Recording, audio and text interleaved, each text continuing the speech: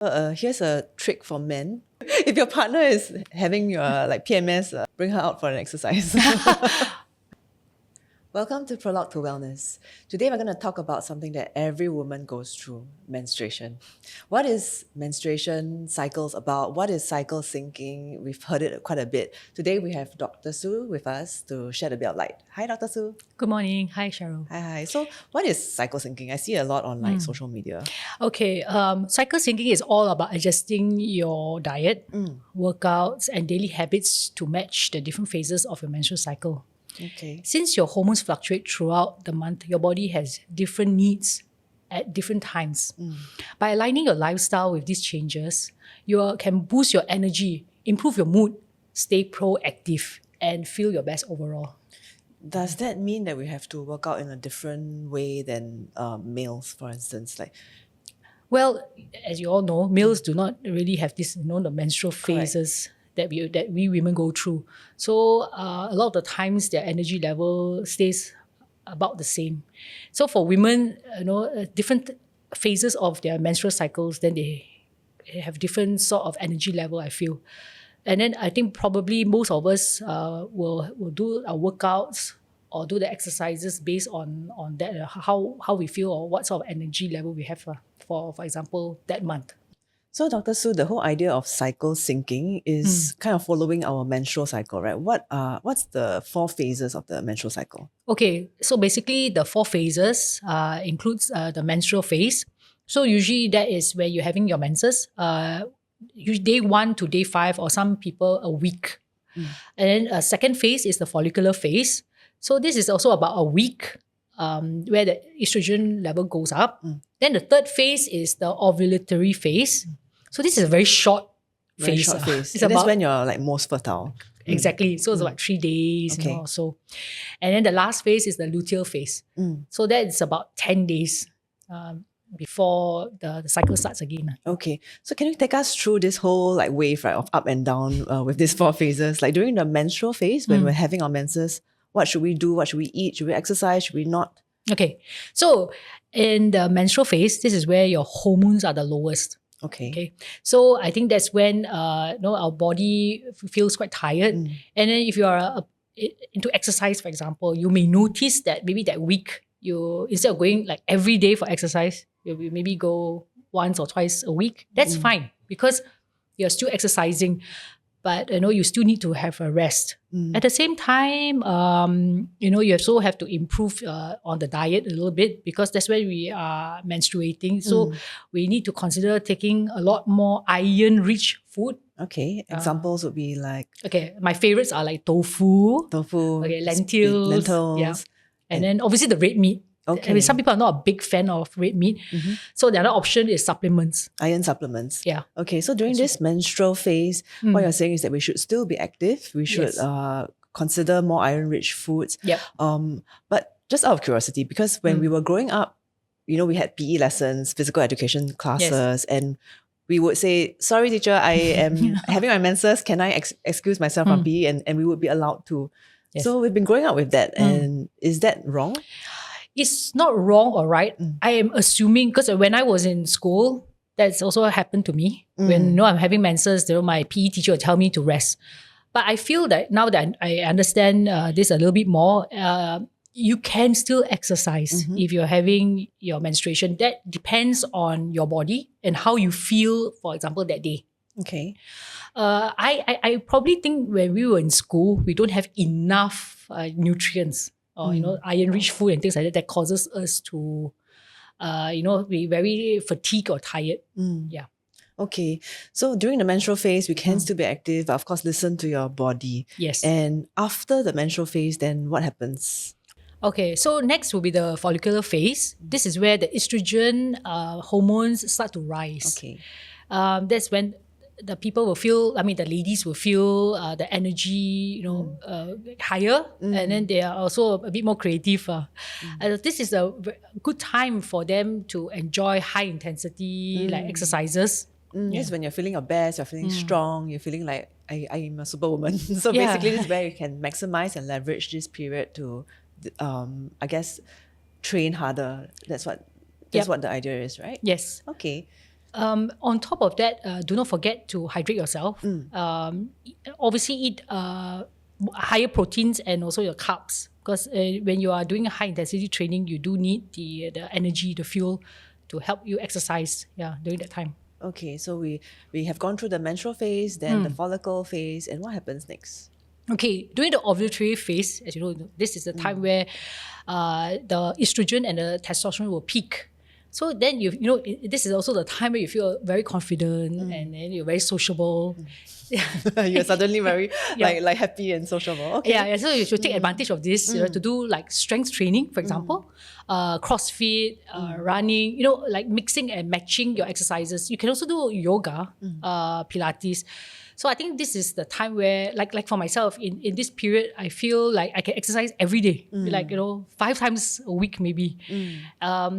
Taking antioxidant foods also will help recovery and boost your overall health. Okay. Any examples of antioxidant foods that would be? My favorite, blueberries. Blueberries. Oh, I love blueberries too. Okay. Blueberries, all sorts of berries actually. Even the cranberries, the raspberries. Those are also very good. Yeah. Okay.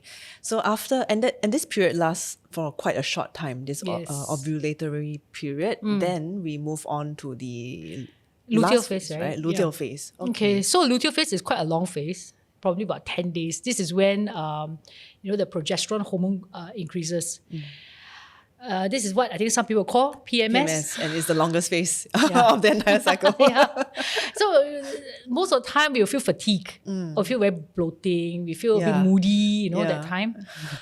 Well, one of the things I suggest would be to exercise. Guess what? Because exercises, it releases endorphins. Yes, you feel good after that. Right? Exactly. So I think you can exercise. Again, listen to your body. Sometimes maybe you feel a bit fatigued, then cut down your running, or do less laps when you're swimming, for example. Or you can do yoga. But exercise, I think that really helps with the mood and the fatigue. So still move, still do your activities, Yes. but maybe dial it down a little bit. Don't feel so bad if you're not doing the same like before, right? The intensity levels. Yes. Okay. And let's say during this PMS period, nutrition is something that what should we look out for? Because this is also where, this is a period where we kind of like crave certain foods, right? Yes. Because a lot of times the mood comes into play, then we tend to eat. Also, Yes. there are people who eat because they're moody. Well, I suggest fruits. My favorite is banana. I love to eat banana like before exercises because it's also rich in magnesium. At the same time, carbs, like certain good carbs. Okay. That will also help to balance your mood a little bit. But I think everything when we take all nutrition, everything must be taken in moderation. Okay. So this is the general idea of cycle syncing, following the 4 phases of like a menstrual cycle to, I guess it's listening to your body and following your body's cycle to kind of like work out accordingly, right? Yes. I have a question. If, let's say, someone does not have a very regular cycle, we do have people who sometimes they miss their periods once every 2 months, or they don't have a very fixed cycle. How can they kind of like adopt this cycle syncing trend? Okay, first and foremost, we do need to find out if the irregular menses is like, we need to get a history. Sometimes probably that person will have to see a doctor and then they get like a history, like is that something normal for them, this irregular menstrual thing, or is it recently? Is there was there any stresses that has occurred? So we need to find that out first. And then next thing will be obviously their lifestyle and diet. Some people may want to lose weight, for example, and then they go to the extreme of losing a lot of weight. Then they cut down on their protein and their carbs. So that's also this sort of dietary restrictions, right, can also cause irregular menses, but stress also and things like that. So we need to find all this out first. So for example, if they have ruled out all medical issues, there's some ways like hormonal therapy to jumpstart the menses. Menses, yes, the menstrual cycle. I see. Okay. So I think let's focus on the, let's say, lifestyle part first. So there are sometimes like all these stresses that you mentioned. It could be stress, it could be like diet changes that would cause your cycle to like mess Mess up. up. So then I guess then the fix would be to fix the lifestyle changes. Is that correct? Yes. Obviously, if you are going on the diet restriction, you know that your menses has become irregular because of that, then you have to find a way to kind of balance it. Yes, you want to lose weight. Maybe it's good, but because your BMI is a little bit higher. But then you have to replenish, like, if you are still doing exercises, for example, then you have to replenish your protein. Then you have to replenish your iron-rich food, things like that. For those who have already reached their the good BMI, I think they have to then reconsider, like maybe stop dieting and then, now start to lead a healthier exercise and eating better kind of lifestyle, right? Understand. Yeah. Okay. But if once we rule out all lifestyle stresses and the menses is still irregular, that's when we should consult a doctor. Yes. Okay. Yeah. Okay. What about, say, painful periods? I personally don't experience that, but I do know some people who have so much pain in terms of like menstrual cramps, heavy menses. Exercising is almost like impossible for them. What can they do? Okay, so again, the same thing. So for people with heavy menses, probably they have it for a while already, I'm assuming. So again, some of them will visit their doctor or maybe the gynae. And there are some prescriptive medication that can help reduce the flow of the menses and even the pain. Over-the-counter medication for pain is also available, like analgesia and stuff like that. Then they can also consider that. It can be helpful on the days that the menses are very, very painful because we still want them to exercise, right? So that will help to reduce the feeling of this discomfort and pain, and they can go on with their activity. Yes. Dr. Su, this idea of cycle syncing is trending on social media. I see it in my feed all the time. Is this a fleeting trend, or is this really something that is like real, we should follow through? Yes, like yourself, I'm also seeing it in my IGs and social medias. So recently it has gained popularity, right? It's not really a fleeting trend because there's also like real hormonal fluctuations that affect everything from energy levels to metabolism, mood, and how our muscles recover from exercise.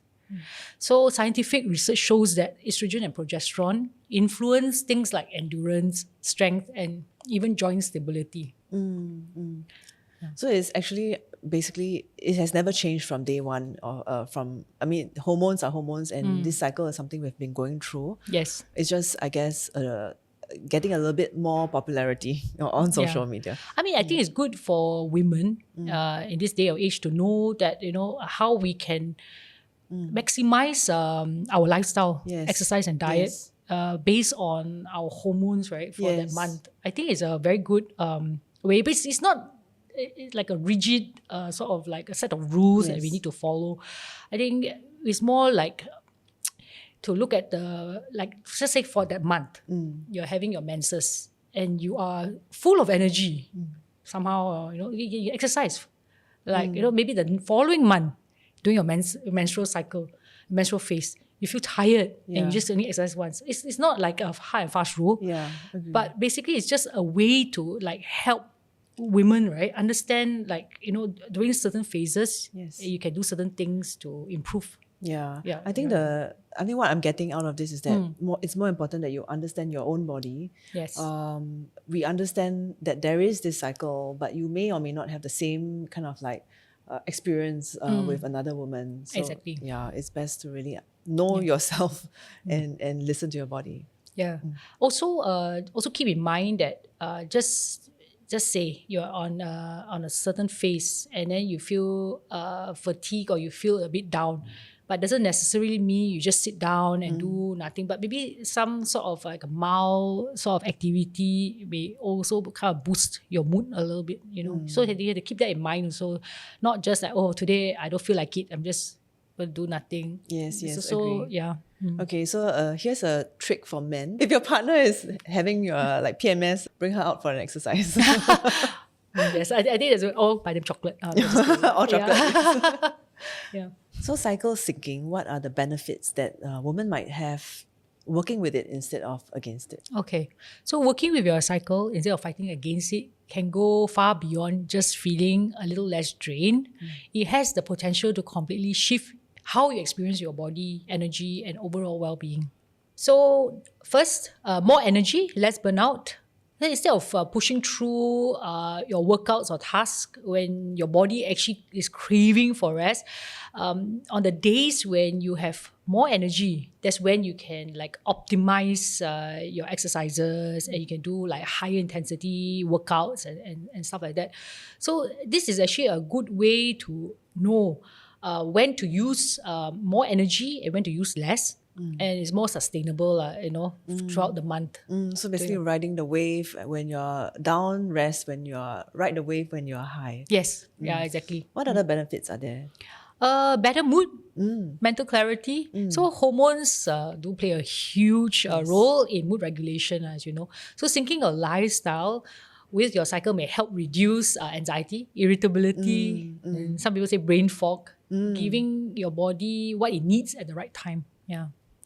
Okay, how about sleep? Because for me, and I think some of my friends who may also face the same PMS symptoms of needing a lot of sleep during PMS, how does cycle syncing help with your sleep? Okay, so your hormones also impact your sleep quality and your stress response. So syncing your habits with your cycle can promote deeper sleep and help you feel emotionally balanced. So yes, if you don't have enough sleep, you'll be very grumpy the next day, right? So I do feel that if you really do need to sleep and you need to go to bed at 9 o'clock that night, do so. Cycle syncing also helps to optimize workouts and recovery. So strength training feels different when your hormones are fluctuating. So by adjusting the type and intensity of exercise to match your cycle, you can also improve your performance, prevent injuries, and recover more efficiently. Yeah.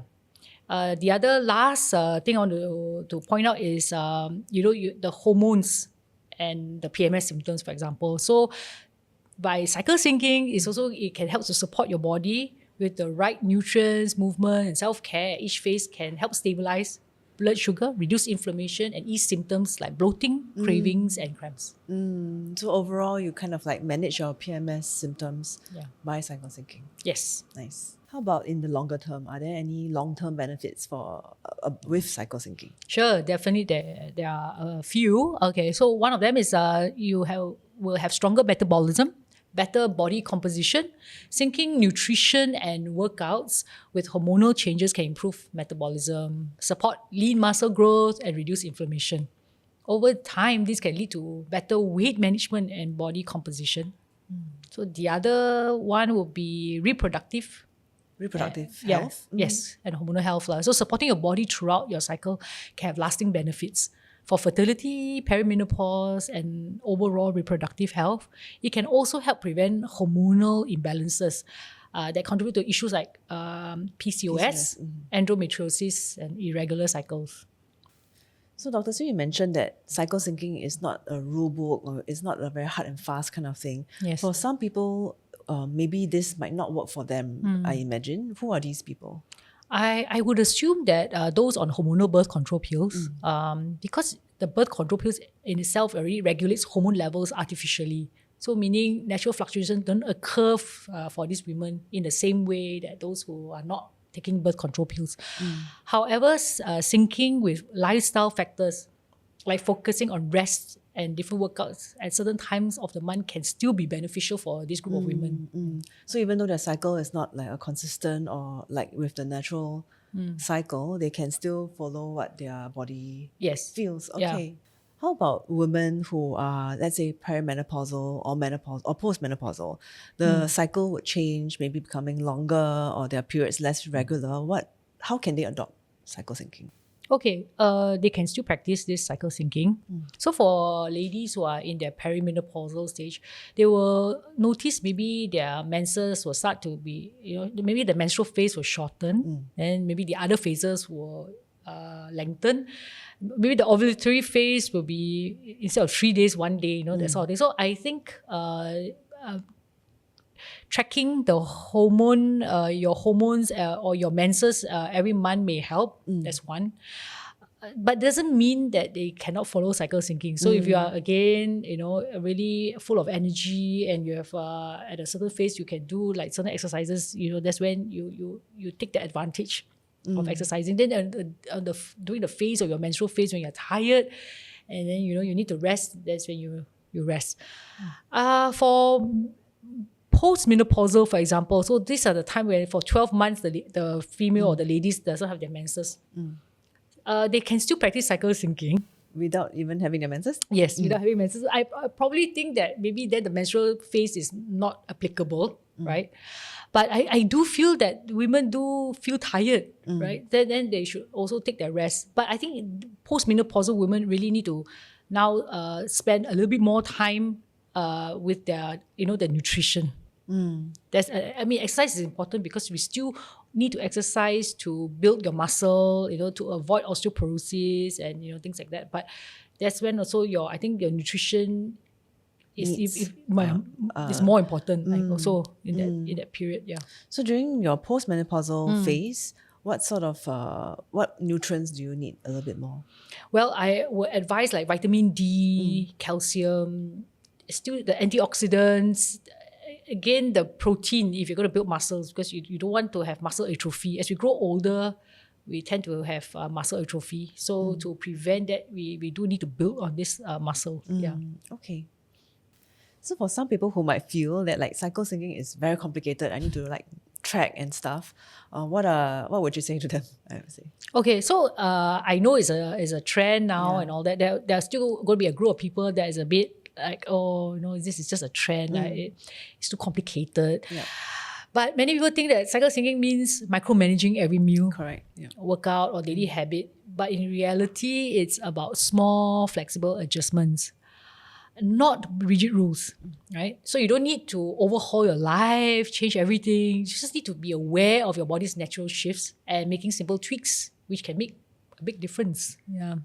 The other thing is, some people may think, do I have to follow it, to the T, perfectly for it to work? No, it's not like that. It's not about being a perfectionist. I think the goal is for your body not to add any more pressure, and no need to be always on track all the time. Think of it as a tool, not a rule. Yeah, that's nice. Not a tool, but a rule. And I think the other thing that people talk about is like, it's just a trend, why should I just follow it? So everybody's following this. But I think cycle syncing might be important because it's actually based on real hormone science, right? So athletes, nutritionists, researchers have been studying how hormonal shifts impact energy, metabolism, recovery, and this isn't a fad. It's a framework for better understanding of your body. Yeah. So lastly, it's only about periods. So cycle syncing isn't just about menstruation, right? It's about your entire cycle. So every phase brings different strengths. So it's about learning to maximize energy, mental clarity, and physical health all month long. So not just when your period shows up. So cycle syncing isn't about restriction. It's about freedom. When you know why your energy, mood, or craving shift, you can work with these changes instead of feeling frustrated by them. And the best part, you don't have to do it perfectly to see the benefits. Yeah.